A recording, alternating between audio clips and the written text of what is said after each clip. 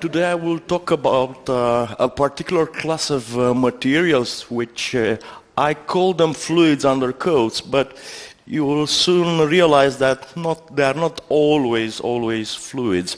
But let's call them for the moment viscoplastic fluids, okay? The outline of this contribution, first I will take you to a short trip in history, couple of decades back, and I would introduce you to the yield stress myth. Then I would discuss a second important stage in the viscoplasticity, which I like to call the search, the quest for the viscoplastic Holy Grail. And then I will switch to some relatively simple phenomenological modeling of yielding, and after a critical discussion of some presumable limitations of these models, I will switch to a more complex or probably more intricate picture of yielding as a critical phenomenon. So towards the end of the talk, we are going to move the scope from fluid dynamics rheology to the realm of statistical physics and critical phenomena. So please beware that towards the end I will start speaking a different language, but I still hope I will be clear till the end. What do we call, so let's discuss first about the yield stress myth. What do we call yield stress materials? Well, are materials that naturally behave as solids, and when I say naturally, I mean we don't expose them to any forcing, we don't do anything with them, but they may turn into a fluid if we force them sufficiently hard. And examples of such materials are numerous in daily life. Probably the most classical one is the toothpaste, which may not flow if you don't do anything, or it may flow if you squeeze your tube strongly enough. Then if you care about some hairstyling, we are going to use a hair gel. That's, again, once more, a material that flows only under certain conditions. If you like chocolates, the molten chocolate displays similar behavior, a shaving foam as well, and even the classical mustard we use during lunches. As you can guess, the chemical identity of all these materials is very, very different. We cannot mix up shaving foam with chocolate. It doesn't taste the same, right? However, when subjected to an external forcing, so here, by external forcing, I understand shaking the fluid container, applying a pressure, things alike. And if we imagine an horizontal axis that goes from doing nothing to applying a strong forcing, there is a certain point where the macroscopic behavior of the material changes drastically. Whatever was before solid becomes fluid. And this frontier line here is typically called yield point. But I would already add here a question mark. Is it really a yield point, or maybe there is a yield band? So this would be one of the points we would like to address during this talk.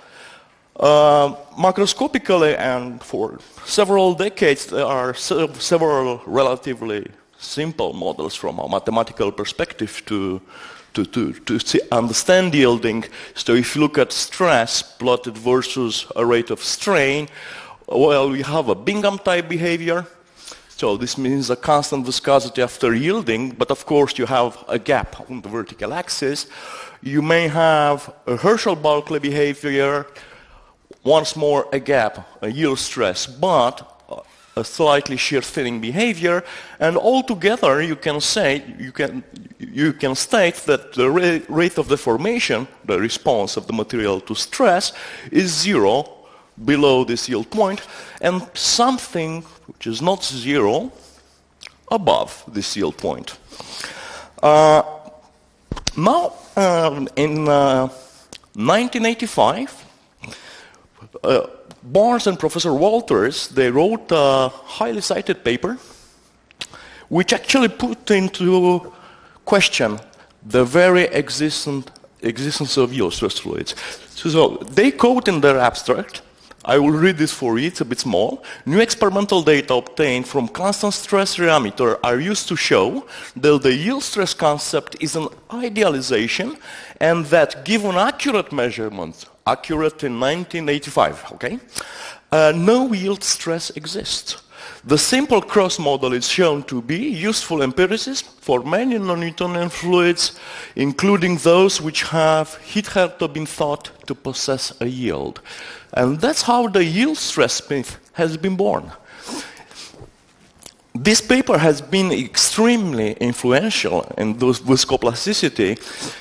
If you look on Scopus, it has been cited 400 times, and the debate basically, it triggered the intense debate which lasted for quite a while. Does the yield stress really exist, or maybe it's related to some limited accuracy of our devices, our measuring devices? But now we are no longer in 1985, and I think it's safe to state that we do have in a mobile phone more technology that people had in 1985 in an entire engineering department, okay? What do I mean by that? Modern rheometers, they can measure torques of half nanonewton meters. If you want a picture, how small is that? Just imagine the torque exerted of a drop of rain on your finger. It's that small. And they can measure rates of deformation as small as 10 to minus 5 reciprocal seconds. Again, if you want a picture of that, this means about 27 hours for a full rotation of the rheometer shaft. So it is safe to state that we now have more technology in a single smartphone than people previously had in an entire department. On the top of that, we can now do rheometry simultaneously with flow visualization, okay? So I exemplify you here a plate-plate geometry, which can be visualized from below with the microscope setup. And now we can measure integral viscosity, classical viscosity. We can observe a divergence of viscosity, a yield point, but simultaneously we can visualize the flow structure. So let me show these movies. So basically now you see in a very narrow field of view exactly what happens in between the plates of the rheometer. And now you can really see solid regions highlighted by closed curves where there is no flow. This is a real-time flow field measured by micro-PAV. So there is really a solid state, okay? Now the doubts dissipate. We can visualize yielding in a probably more suggestive manner, a more clear manner. We can imagine a wax, a paraffin wax, initially in a molten state, 80 degrees, let's say, and we can cool it down. And at the same time, we rotate at a constant speed the disk of the rheometer, and we visualize with this microscope from below what happens. And you are going to tell me if there are solid units or not. So you see the shadows here moving are just the top disk. At some point during the cooling, you see crystals of wax appearing. The viscosity, I'm not showing it here, but please take my word, increases drastically. I keep cooling, and at some point there is an explosion of crystals everywhere. You have a coexistence between a fluid phase and a crystal phase. No, the thing is not over. Please be patient another couple of minutes. There will be something dramatically happening. The flow is still on, the top disk still moves. The whole mass of crystal starts to move as a rigid body. So there is no motion inside, but it's a rigid body motion. But at some point, the shear leads to a catastrophe.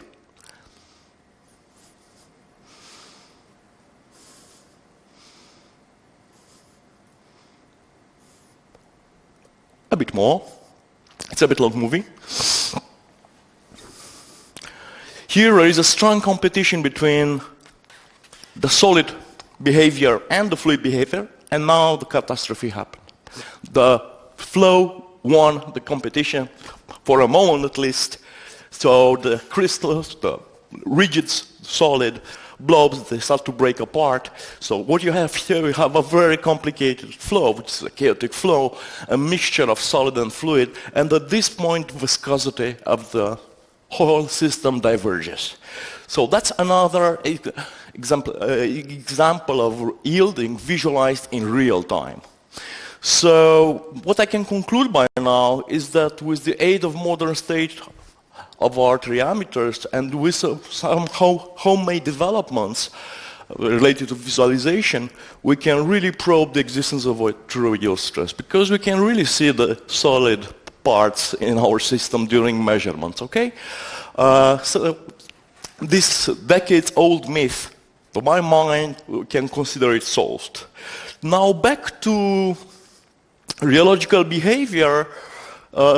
As I said, the Bingham model predicts a constant viscosity above yield. But I have to tell you that I'm not aware of any material in this world that behaves as a Bingham model. I know many materials that have yield, but none that yields and then behaves with a constant viscosity. Some materials, however, they follow the Herschel-Bulkley relationship. So all you have to do, you have above the yield point, you have to add a shear thinning term. So here K, it's the consistency, and N, the power law index. But now if you look a little bit closer, these very simple models, which might appeal to theoreticians for numerical simulations, for example, right, they're simple to implement, they have some issues. One of them is related to the divergence of viscosity near the yield. Okay? So computers don't really understand what is the meaning of an infinite viscosity. Okay? They can understand very large numbers, but up to some point, but infinite things.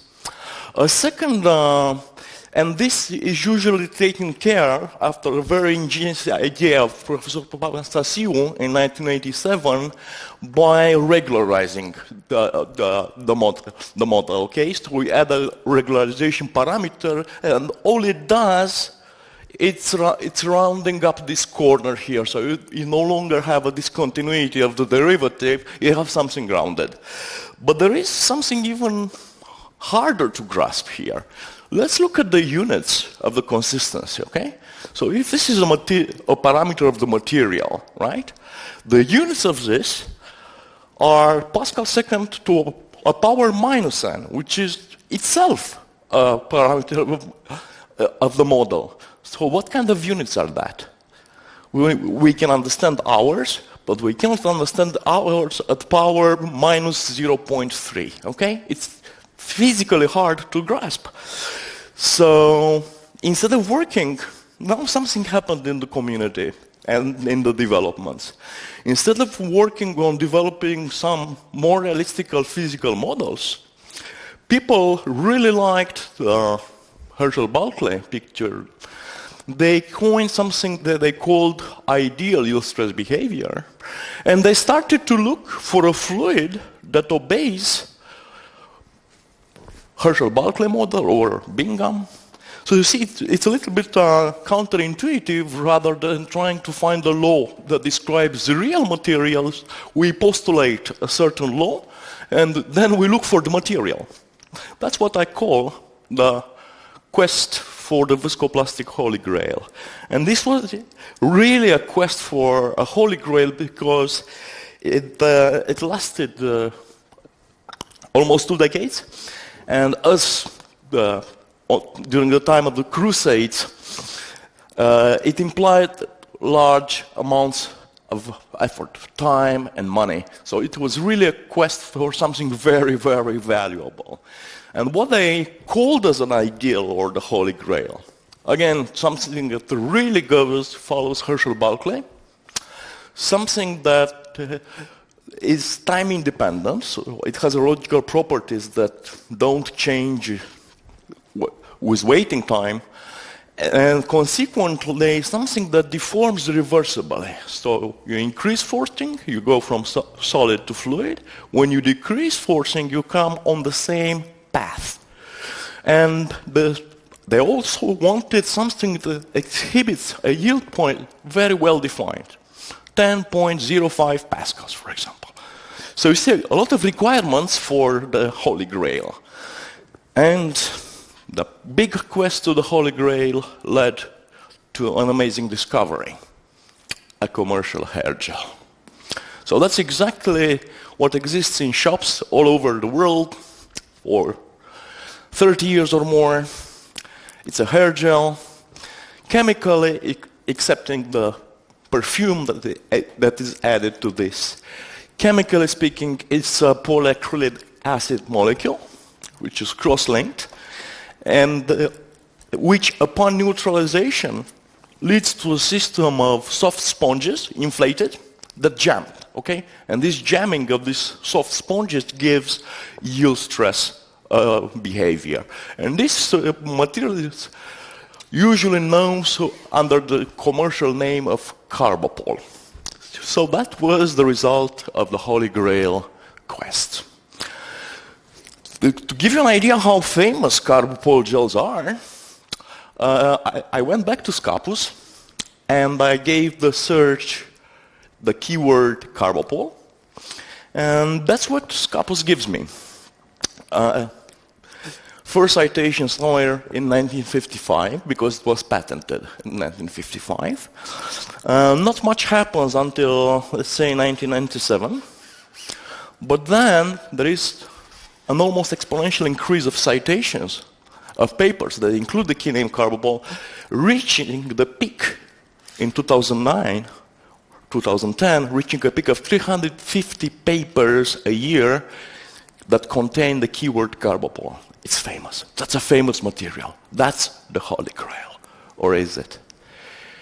So, another interesting thing, the people that were most interested in carbopol, they were not engineers, not fluid dynamicists, not applied mathematicians, not material scientists. They were pharmacology people. So if you want to learn everything about this material, you have to read journals of pharmacology. On the second place is medicine, biochemistry, chemistry, and if you see, this pie has a very narrow slice of engineering or chemical engineering, okay? Why? Why is it so? So these gels actually, they are widely used in pharmacology as drug carrier, okay? Because you can encapsulate medicine, and when this gel capsule reaches the stomach, the pH is acid, and then the gel breaks down, the yield stress disappears, and the medicine is released at the right place in the digestive system, not before, okay? Good. So what do we mean by the model yield stress picture of carbopol? And we're still talking history here. We talk about things before 2009. That's it. Measurement of stress versus rate of shear. Full symbols here, you don't see them because they overlap perfectly with empty symbols. And the full line gives you a beautiful Herschel-Balkley fit. And everybody was very, very happy about that. Difficulties, yes, but mostly on a computational side, because you still need to regularize, okay, here. But otherwise, no thixotropy, no nothing. Until 2009, when with a PhD student, we wrote a paper. What we did was very simple, to invert this axis, to put the shear rate on the vertical axis, and the stress on the horizontal. Very simple to do. Why? Because the stress for me is the control parameter. It's what I control in the rheometer. And the shear rate is the response of the material. And we did something extremely sophisticated. We switched from linear scale to logarithmic scale. So let's see what we get. That's really the yield stress, the yielding picture of a carbopole gel. But before I explain you this, let me go back and assume that the initial classical picture is right, and prove you that actually this is incompatible with most simple fluid dynamics experiments. So we will assume that this is really a Herschel-Balkley behavior and do some very simple experiments and compare with modeling using the Herschel-Balkley picture. One experiment is to look at the sedimentation of a spherical object in a carbopole gel, okay? If you use the Herschel-Balkley ideal Holy Grail picture, the predicted flow field should look something like that. You should have a blue unyielded region and somewhere around a white yielded region. So that's a numerical result of a Bingham fluid by Beris, Tsamopoulos, and Armstrong and Brown from 1985. So now let's do the experiment. So our experiment, again, is very simple. We have a laser sheet illumination, and look at the ball that falls. It's looping back and forward. So do you see something strange here behind? Please focus behind the sphere. The fluorescent particles, the flow tracers, move against the gravity. That's counterintuitive, right? Because what you would expect that the material is entrained by the sphere and follows the sphere, but here it moves against the sphere. And now if you do more serious experimental fluid dynamics, you can compute flow fields, and that's what you get. So here the color map, it's the magnitude of the velocity. The white lines are the streamlines. And here somewhere, you have some sort of hyperbolic point where the velocity vectors point upward, okay? And this phenomenon is called negative wake. It's not new. It was not new. It was known for almost more than a decade by a group of Professor Gareth McKinley at MIT, but they observed it for viscoelastic fluids. Where is elasticity here?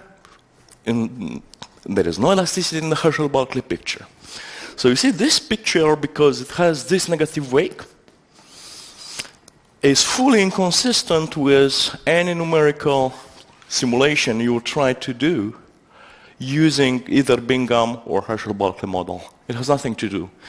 And I should have said also that here the Reynolds number, it's of order of 1, okay?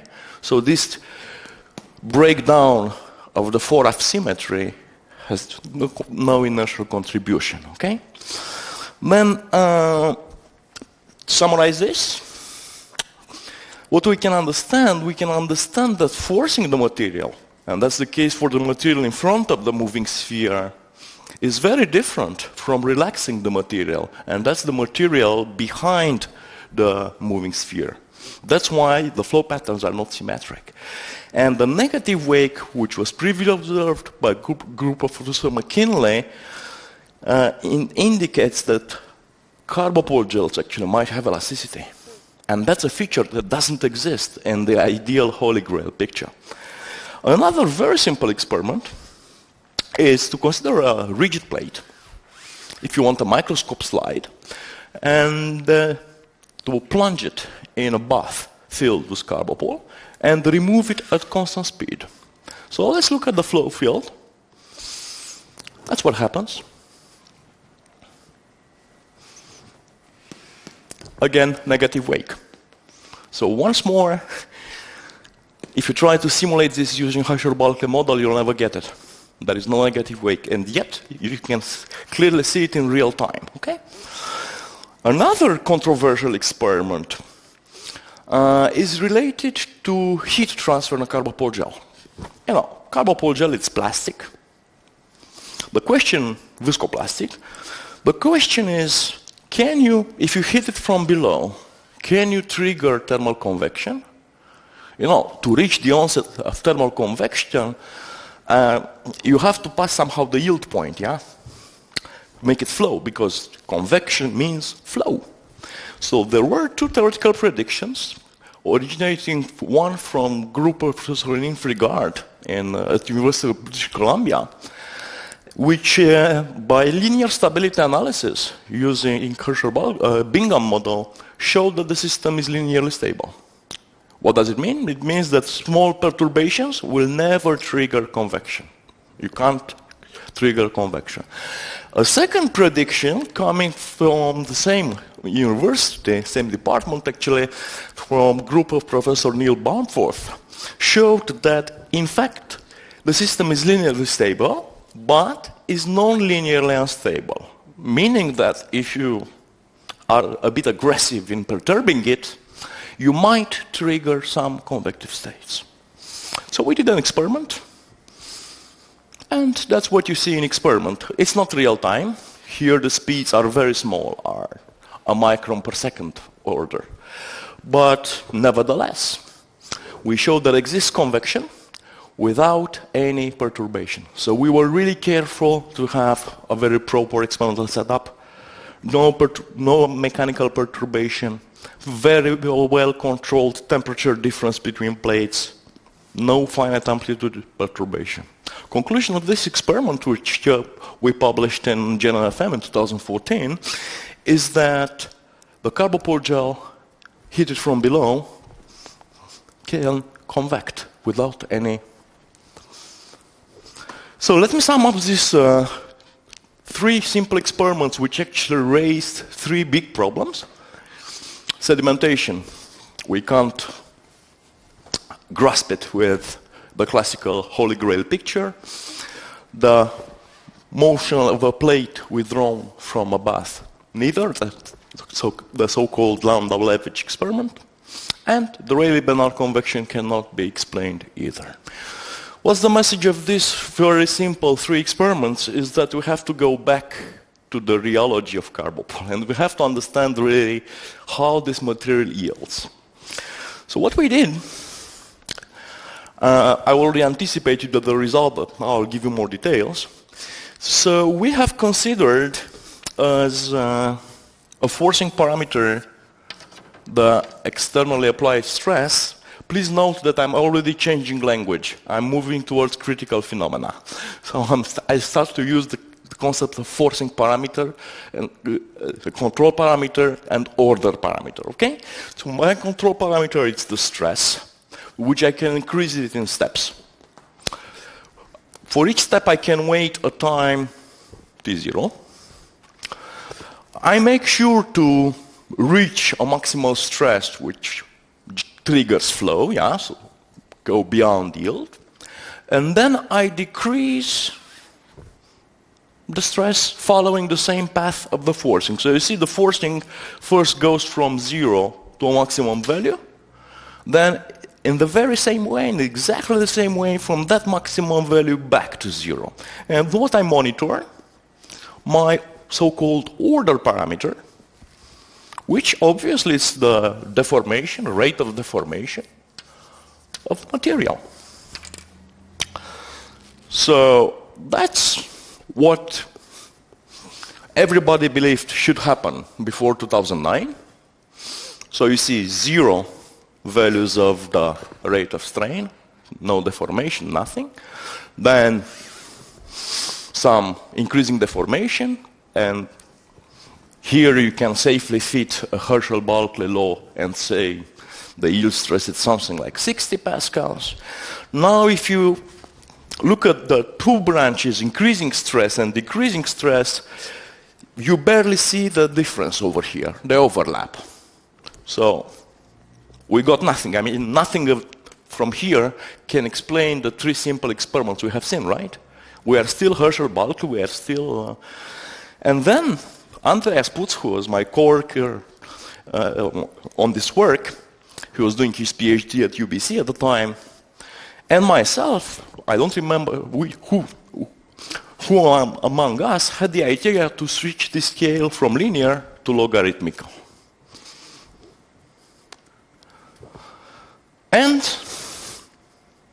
we also realized that this yielding picture has nothing to do with what we have seen before. Again, I did not do anything wrong.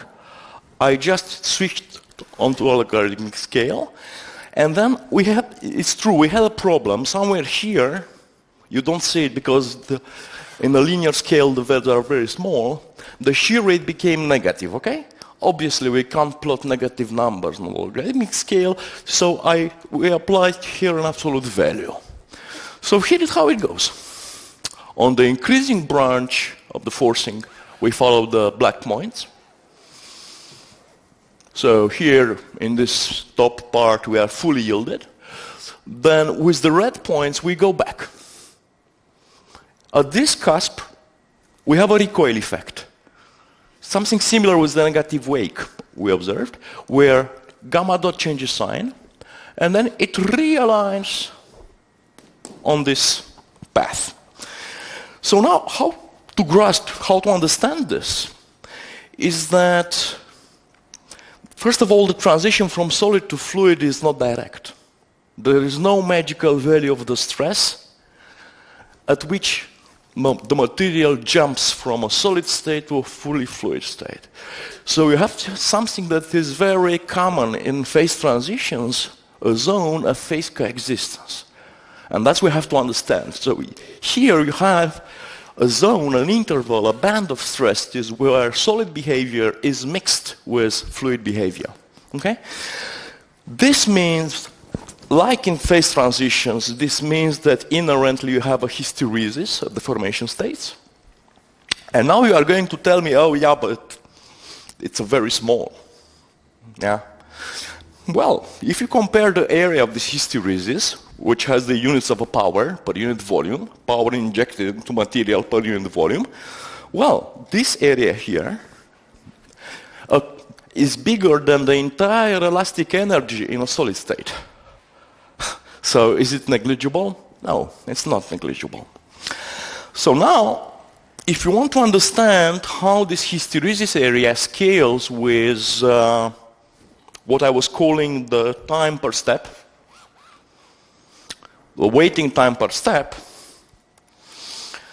shorter you wait, bigger the hysteresis is. If you wait very long, and that's the asymptotic limit of a good PhD student who's very patient, this hysteresis decays as a power law, okay? Meaning that in the asymptotic limit of very long waiting times, there is no more hysteresis. But where is the falling ball experiment coming here? So what would be a characteristic time scale of forcing for the falling ball? It's as simple as this. The characteristic time is just the radius of the ball divided by the terminal velocity. Yeah? If you compute for all these falling ball experiments this characteristic time scale, you end up here. Okay? So what does it mean? It means that if that's your falling ball, the material being forced in the fore region of the ball has nothing to do in terms of deformation with the material behind the ball. Why? Because the characteristic waiting time during the forcing process, TC, is actually very small. So this ball really falls in the middle of this Bermuda Triangle. So let me call it already Bermuda Triangle. Fine, so we understood this, but now we aim to come up with a model, right? Needless to say that Herschel-Balke model cannot capture this behavior, yeah? Herschel-Balke only works here. So what do? What do we do then? We aim to model actually two things which are not consistent with the Holy Grail picture. Irreversible upon increasing, decreasing the applied stresses, solid-fluid transition. And we also need to account for the presence of elastic effects. Negative wake plus the recoil, the cusp in the Bermuda Triangle means carbopole has elasticity around the yield point. So we have to model this, at least these two ingredients. Now, when you think about modeling, we have to go back to microscale. So now we forget macroscopic experiments, and we have to acknowledge what happens, what is the microscopic origin of yield stress. So if you use a white light microscope, a classical, a regular microscope, and you visualize either a drop of shaving gel or a drop of mustard, you can move to a more fancy material, which is a bentonite suspension in water, or something even more fancy, a suspension of microalgae. You'll always see the presence of some big microscopic solid units. So here the scale bars are small, you don't see them, but they're order of 5-10 microns, okay? So you have structural units at microscale which are very big and they jam. They are standing behind this macroscopically observed yielding behavior, okay? So we have to define some variable phi, which we are going to call structural parameter, that describes the amount of structuring in the volume of the fluid in a way that, in a very simple way, that phi going to 1 means solid and phi going to 0 means fluid. Yeah? And what we have to figure out now, it's an evolution equation for this structural parameter, which depends on the amount of solid still present in the system, the external forcing, which is our control parameter, and a number of constants, C1, C2, C3, sometimes more, and empirical, semi-empirical way to come up with such a dependence is to imagine a chemical reaction, which is solid goes in solid plus fluid, and quite often this chemical reaction goes in both ways, yeah? So you have a probability of destructing the terms, so that's a red negative term, but you can also recombine, reassociate broken solid units with certain probability. So you see here red means breakdown, so higher is the stress, obviously bigger is this red term. Blue means some probability of rejoining, so higher is the stress, smaller is this blue term. Now the problem is, how do we sort out these terms? So let's assume for now that we have some analytical expressions for these terms. The next step is to associate the rheological behavior to phi equal 1 state, to the solid. What would be the most natural choice? A Hookean solid, right? An elastic hook solid. And then to associate a rheological constitutive equation to the fluid state, phi equals 0. I already told you that for phi equals 0, Herschel-Balkley works perfectly, yeah? So for phi equals 0, we can say everything is Herschel-Balkley. So we have something that is a balance, like a pendulum, between Herschel-Balkley and the elastic hook, and the weighting is given by this structural parameter phi. Okay? How much Herschel-Balkley and how much elastic solid, it's phi who tells. So we have a coupled system, a system of coupled equations. The bad news is that if you don't come up with some wise microscopic picture of the phenomenon, you end up with a lot of constants. So the rheological models will give you constants, then the equation for phi, you still have kinetic constants, so you end up with many constants. So the simplest way to choose these constants was proposed by Cousseau and co-workers. So the work originated from a group of Daniel Bonn at the time in Paris. So they called it lambda model, okay? Because their structural parameter was denoted in their PRL by lambda, not phi. And they say the recombination term, it's a constant, so this 1 over tau, tau is a time constant. And the red destruction term, it's always proportional to the shear rate and multiplied by the amount of solid that still exists into the system, okay? Beautiful, simple, very simple model, beautiful, and they had some very nice phenomenological predictions. Avalanche behavior, viscosity bifurcation, so they sorted out the stability of this ODE. Okay, qualitatively, however, this model is not able to describe anything we observe during rheological measurements.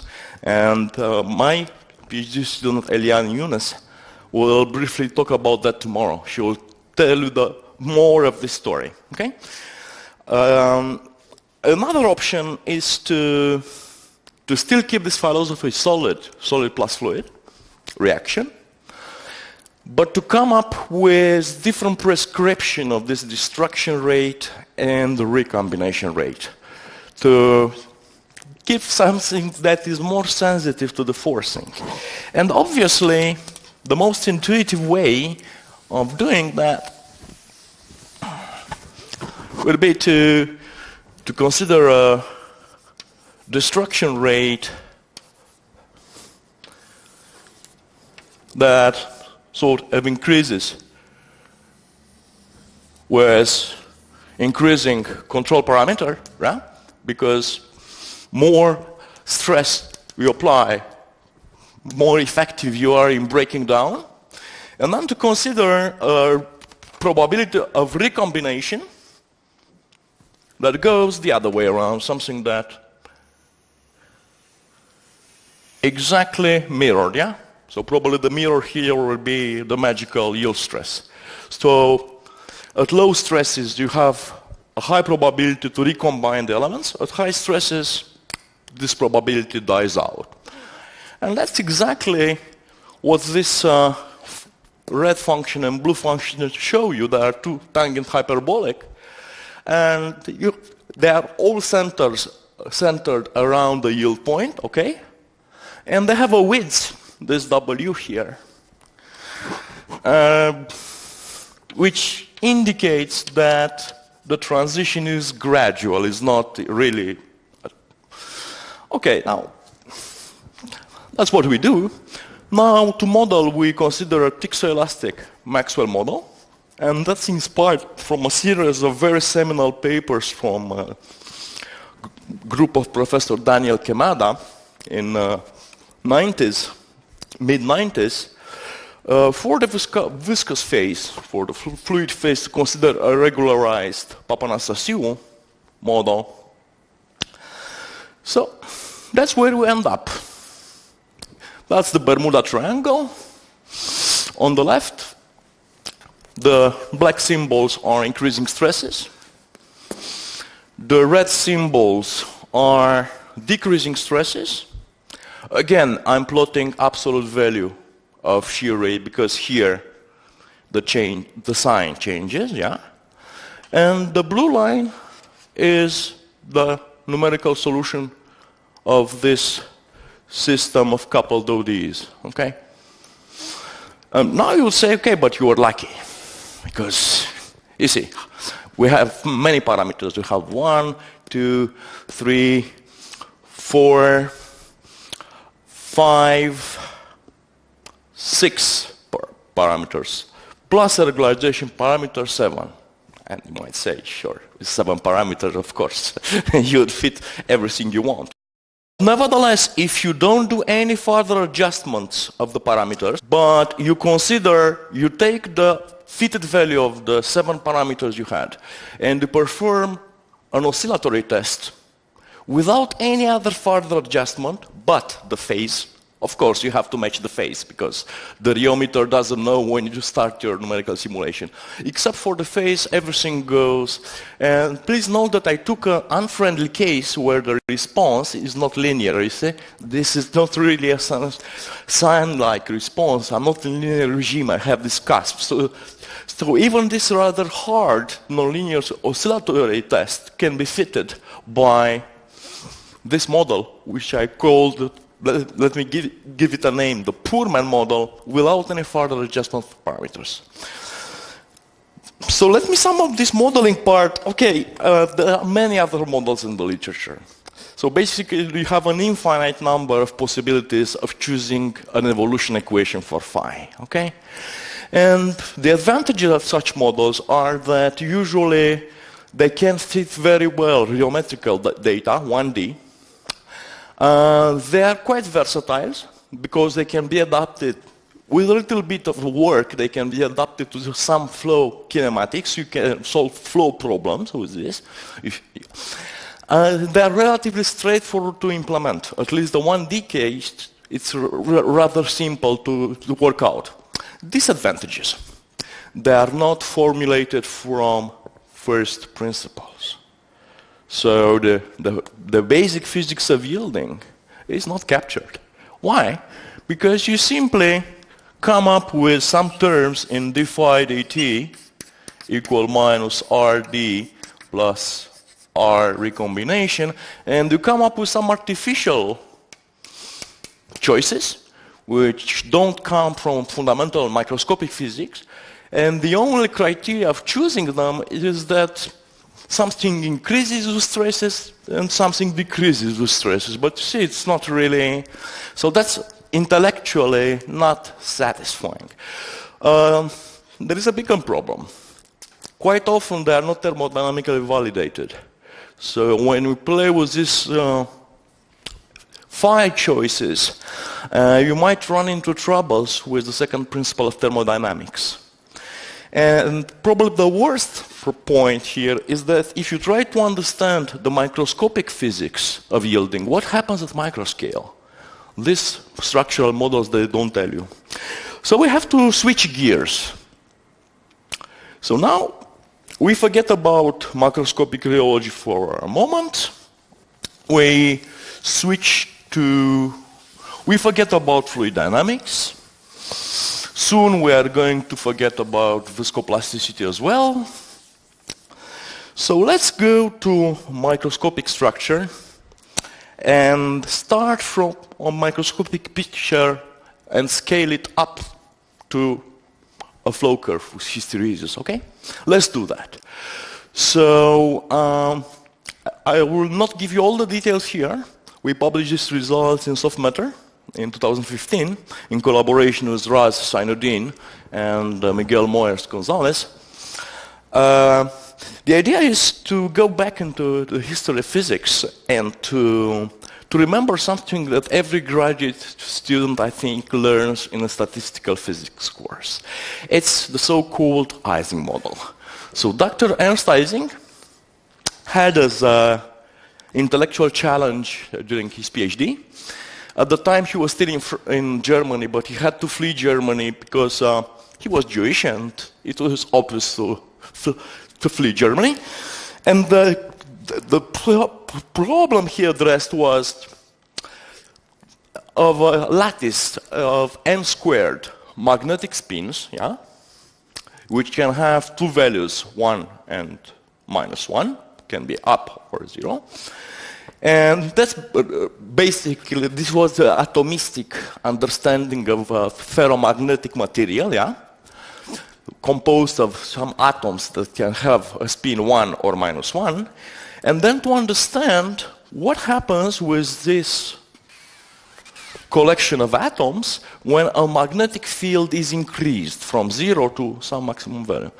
So intuitively, when you have a spin, the magnetic field will try to align it, yeah?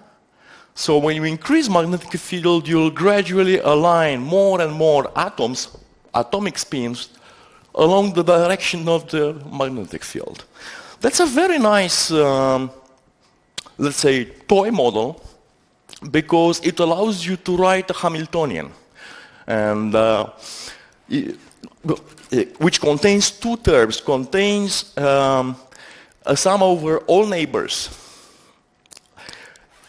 which accounts for the interactions between neighbors. So one spin, if it's very close to another one, it will interact. So you have this J, capital J, Ij, the coupling constant between neighbors. But then each spin is coupled to the external magnetic field, mu. Okay?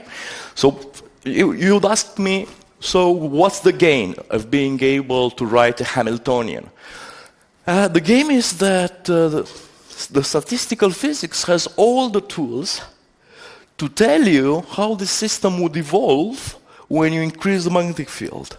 Because you can write a partition function, and once you wrote the partition function, you can calculate an expectation value of the total magnetization of the system. So that's the Ising model picture, the 2D Ising model. You can find it in any graduate textbook of statistical physics. So we reasoned in the same way, and we called it the microscopic Gibbs field model. So we have again n squared sites in a lattice. Each site of the lattice can be either in the state 1, meaning it's solid, yeah? You remember we denoted phi equal 1, solid, or in a state 0, fluid. Yeah. But then there is another delicate issue here, which differs from the Ising model, is that two neighbors which are in solid state, they can form a bond. Why? Because they are chemically alike. They're in the same state. Obviously, they will tend to bond. They have a chemical affinity. Obviously, you can't have a bond between an unyielded site in state 1 and a yielded site in state 0. So now, the problem is a bit more complicated than the classical Ising model, because you have to look at statistics of both site values, zeros and ones, to count them, but also at the secondary statistics of bonds. So now the beauty of this model is that it's minimalist. The external parameter is just the stress, the control parameter. You can understand it as the energy you input in one side of the lattice. The internal parameters are a coefficient beta of interaction between two neighbors, and alpha, it's a site-specific threshold. What does it mean? In very simple terms, it's the maximum energy a site can take before switching from state 1 to state 0, okay? Ignoring the neighbors. So you see, only two internal parameters. We switched from 7 parameters in the Pullman model to 2. Now we have 3 cases. Beta equals 0, it means the sites are non-interactive. Probably that's a nice case. Beta positive, you have agglomerative interactions. So this is the analog of ferromagnetic case in the Ising model. Or beta negative, it's anti-agglomerative interaction, which is the case of anti-ferromagnetic behavior in the Ising model. So now what you can do is that you can look at the probability to find the lattice in a certain configuration.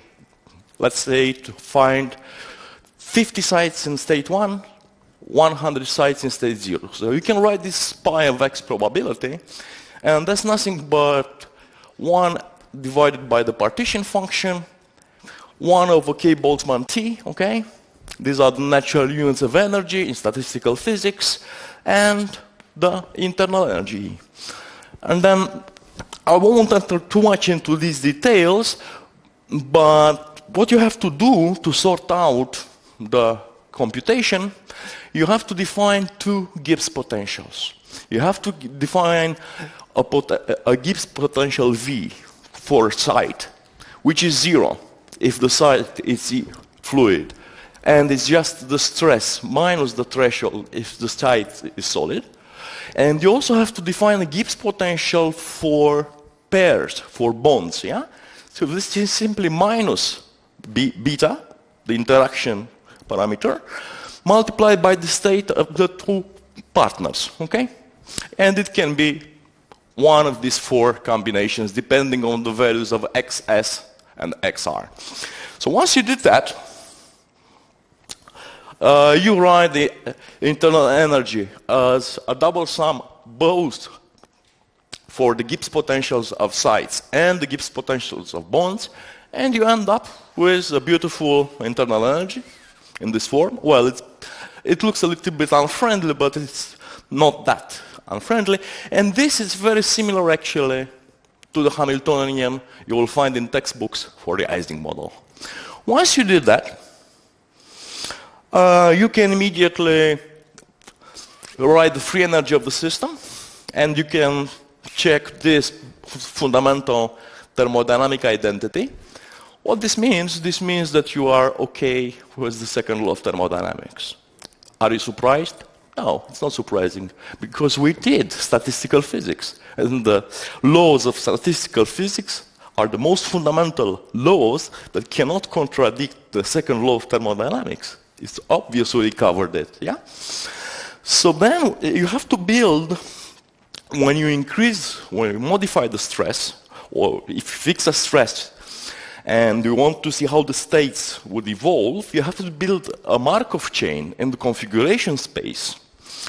And okay, this is the probability of transition from one configuration to another, and obviously it's a bit complicated here, but all these terms depend basically on the applied stress and the state of the neighbors. That's all it says.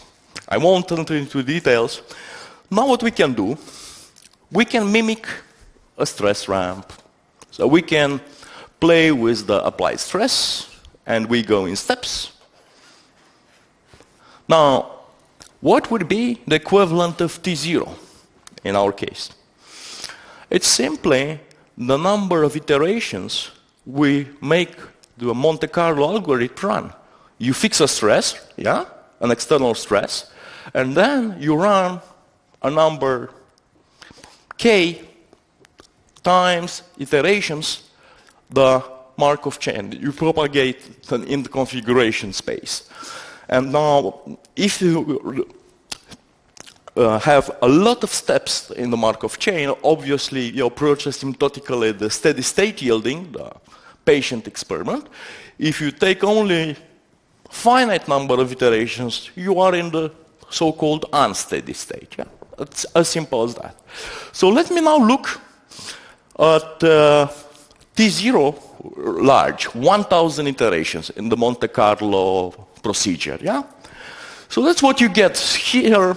Okay, I don't want to confuse you. I had to change from phi to a bar notation, okay? So now, unfortunately, my volume fraction is no longer called phi, it's called a bar. I hope it doesn't confuse you. So, in the absence of interaction, so what we do, we ramp the stress up, then down. In the absence of interaction, you see the transition is smooth and fully reversible. Nice. The model is less fluid, yeah? If the interaction parameter becomes beta equal 1, the volume fraction is still reversible upon increasing stresses, but the transition is steeper. The local slope of this transition is larger, okay? What does it mean? It means that when you stronger the soft material units talk to each other, more dramatic their yielding, their transformation is. It's intuitive. something really dramatic happens if you take beta equal 2. So this slope practically diverges, and the increasing ramp is no longer superposed on the decreasing forcing ramp. So what is that? This is a hysteresis. That's exactly, if you have a hysteresis in the volume fraction, when you play with the stress, no matter what rheology you'll put, you'll get a hysteresis in the flow curve, right? If you increase even further this parameter, this hysteresis becomes wider, okay? What is the conclusion of this slide? Is that even in a steady state forcing, T0 very large, if the interactions become strong enough, the nature of the bifurcation changes from a continuous bifurcation to a discontinuous, a hysteretic bifurcation. Meaning that here you have a second order phase transition at low interactions or no interactions, but at high interactions you have a first order phase transition. It's exactly like in ferromagnetism. And this critical beta, which is probably between 1 and 2, can you find an equivalent for that? It's the Curie temperature. So that's the equivalent of the Curie temperature for magnetization, when you change the nature of the transition from magnetized to non-magnetized. So now, let's talk about the reversibility, okay? To get more insights into reversibility. So what I will do, that's I will look in the space beta and stress, but the stress I will consider it shifted by the site-specific threshold, okay? Sigma tilde, it's sigma minus alpha. And what I do, I start initially from a state where all sites are 1. I increase the state, I go to the state 0. And here, and then I initiate everything from state 0 and go back to the state 1 on the down ramp, yeah? And if I calculate the difference of these two patterns, what do I get? I get 0 everywhere, but I get a tongue here, which starts at the critical value of beta. So here, the transition is no more reversible. And farther I increase beta above this dash dotted line, bigger and bigger and bigger is the hysteresis. So here, in the phase space, I have a second order bifurcation, here a first order bifurcation. And this critical beta, we found it numerically, it's about 1.52. I have no idea what is so special about this number. Bottom line message, a genuine rheological hysteresis can be observed even in a steady state if the system is enough interactive. What about unsteady yielding? So we talked about the Bermuda Triangle, yeah? So that's the Twilight Zone movie. I think everybody knows that. So I will plot you here the states of the lattice. Now everything is white because everything is in state 1. My stress is 0, yeah? And now I increase gradually the stress. The red curve, I go back. But now I'm no longer in a steady state. Now my T0 is finite. Okay? So what's the message? You'll always get hysteresis. We checked that you get this behavior no matter what kind of beta. Okay? You no longer get reversible. If you are unsteady, you will always get hysteresis. Of course, at large beta, stronger hysteresis, but still. Good. So far, so good. I still have some time. So here the take-home message is, when you do experiments, try to be patient. Yes, please. How do you define beta for different materials? Because this beta was for magnetic materials. Oh, here. So basically, you have to know the chemical nature of the material to know the type of interactions. The only thing I can know here, it's the sign. So I can choose a value and tell you If beta is in that interval, something would happen. If it's in another interval, something else will happen. But now if you want a clear value, you have to know the chemical nature of your interaction. It's a dipole-dipole or Coulomb interaction, and then you can tell. At this level, if I...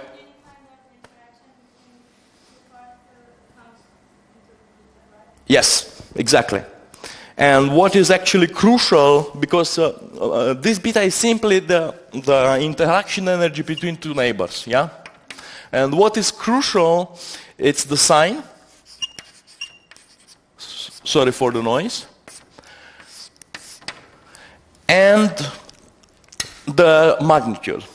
But now, from case to case, we have to be chemists. Good.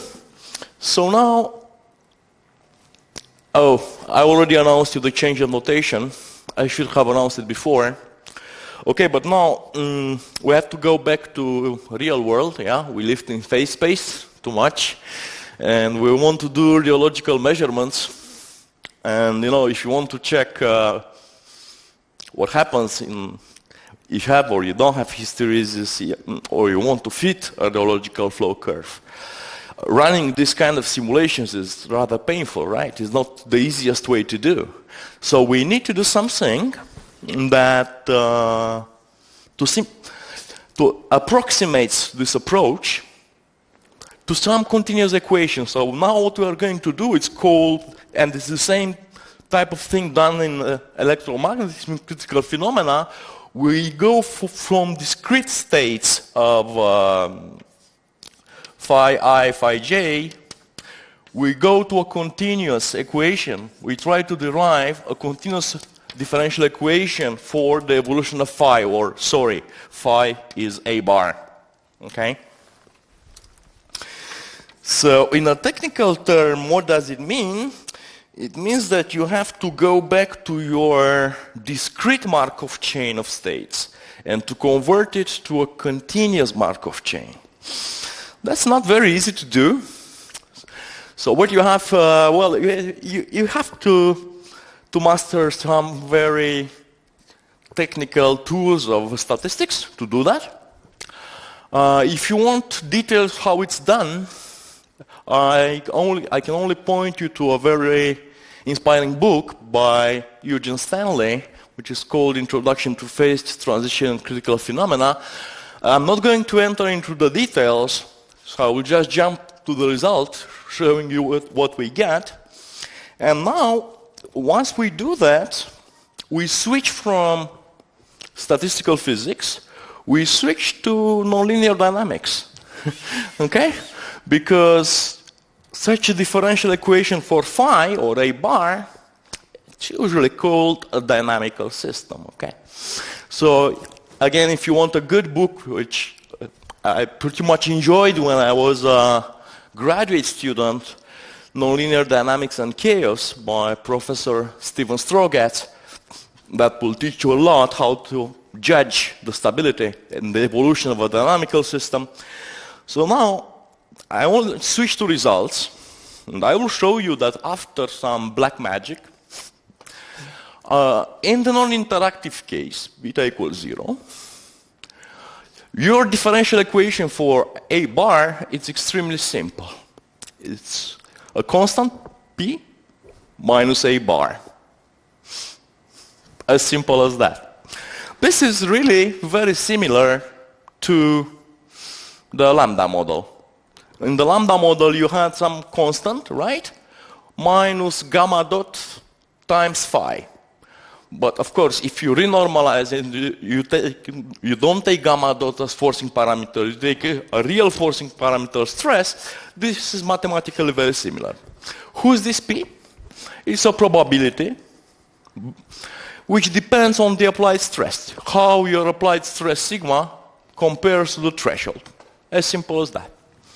And again, it's very similar to the lambda model because it has a single steady state. And as in this lambda model, the stability of the steady state switches when the sign of the right-hand side switches. That's simple stability. So But again, Eliane will show you tomorrow that this is no-go. Not even for a simple yield stress fluid. You have to forget about that. The interactive case is a bit less friendly. So mathematically, it's still no big deal because you still have a first order ODE. But the right-hand side, the inhomogeneous part of the ODE, is a quartic polynomial in the volume fraction, okay? These coefficients are four different probabilities coming from the Markov chain, which all depend on the applied stress and beta, that's all. A simpler case to do is to look what happens along the line sigma minus alpha equals to beta. Then the discriminant of this quartic equation becomes solvable, okay? The equation becomes a third order equation. So now if you do the same, if you look at the real roots of this quartic equation, why? Because we're interested in stability, yeah? So we have to look at the roots of the fixed points of the ODE. So you have here, again, you end up with this tongue, which goes above a critical beta, and within this tongue, you'll have multiple stability, okay? You'll have two states, at least two roots, two steady states, which are stable. So what does it mean? It means you have hysteresis, right? If you have a double bistability, we saw in shear thickening, for example. I think Professor Bertola showed it in shear thickening. When you have two stable possibilities for the system, on the way up you go on one path, on the way down on a different path. So you have hysteresis. So this really reproduces the hysteresis. Now if you want to see the full stability picture, so that's the steady state, A bar star. So it's the surface which defines the roots of the dA bar dt equals 0. Here it's beta. Here it's the shifted applied stress. So what you see here in this diagonal plane, you see a pitchfork bifurcation. And this pitchfork bifurcation tells you when you switch from a continuous phase transition to a discontinuous phase transition, well, to a first order phase transition. So what we did so far, let me remind you, probably some of you forgot already where we started from. We started with a very nice material, which was an ideal yield stress fluid. We showed it's not so ideal. We came up with a sort of phenomenological model, macroscopic, which had terms taken out of the pocket, right? I called it Pullman model. We managed to fit data, but then we went to statistical physics to get something more rigorous. And we ended up with a coarse-grained picture which describes fully the stability of the system. So now the next question to ask is how does the microscopic Gibbs field simulations compare with this coarse-grained picture, with this continuous Markov chain, with this ODE solutions? So here you go. Beta equals 0. You don't see any difference between red and black curves. So everything is perfect. So you don't have to struggle to do Gibbs field Monte Carlo simulations. You can safely use this simple ODE approach. In beta equal 1, the two solutions differ a little bit. And there is a reason. There is a subtle reason. When you switch from discrete to continuum, actually the continuous approach somehow ignores the statistics of bonds. It only runs over statistics of sites, but not bonds. Then you can still get a fair level of agreement, at least qualitatively, even for high beta. Both approaches that show you high hysteresis, okay? So it's a fair compromise if you want to fit experimental data. Then another question is, how does this ODE approach compares with our initial Pullman model, the phenomenological one. So I remind you this distraction and recombination terms given as tangent hyperbolic a bit arbitrarily, yes? How does it compare? So we take a stress ramp in this way. So if for t equals 0, for t0 equal 1, so one time step per stress value, the black is the Pullman model. No, the black is the ODE approach. The red dashed line is the Pullman model. Nice agreement. The agreement persists, remains rather good, regardless the waiting time per stress to 0. Okay, so somehow it happened. We discovered in 2016 that actually our model from 2009 was not that bad, except for the fact that it didn't come from the first principles. But at least mathematically the results are in a fair agreement. Another question to address now, can we determine from this approach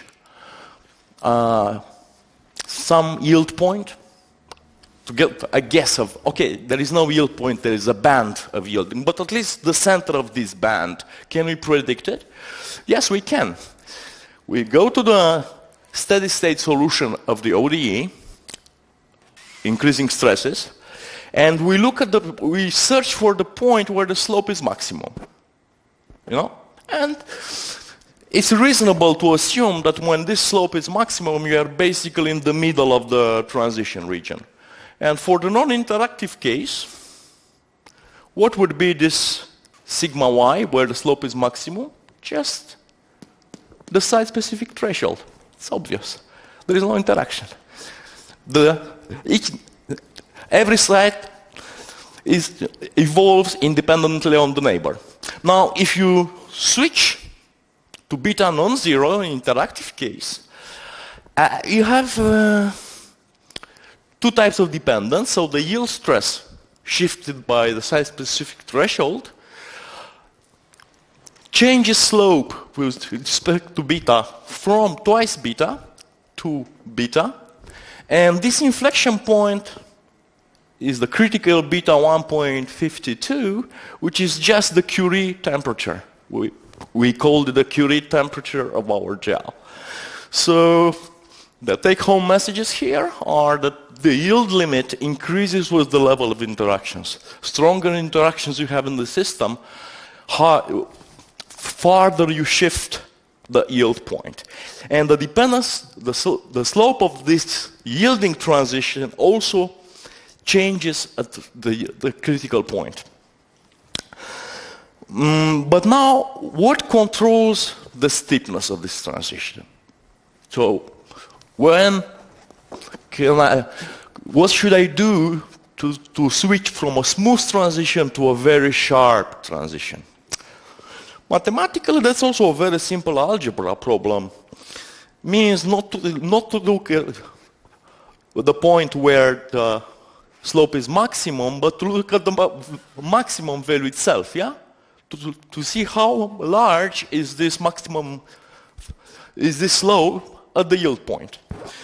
So this, what you can do, you can look at the value of this slope, absolute value of this slope, measured at the yield point, and what you can see that both it always has a maximum with increasing stresses, and the maximum practically diverges with increasing stresses.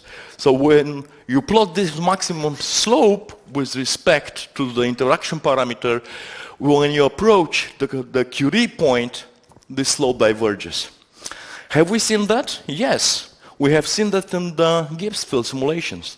For beta equal 4, basically A bar was a vertical line with respect to stress. So let me now try to conclude a couple of things. Strongly interactive systems exhibit all the troublesome features of thixotropy.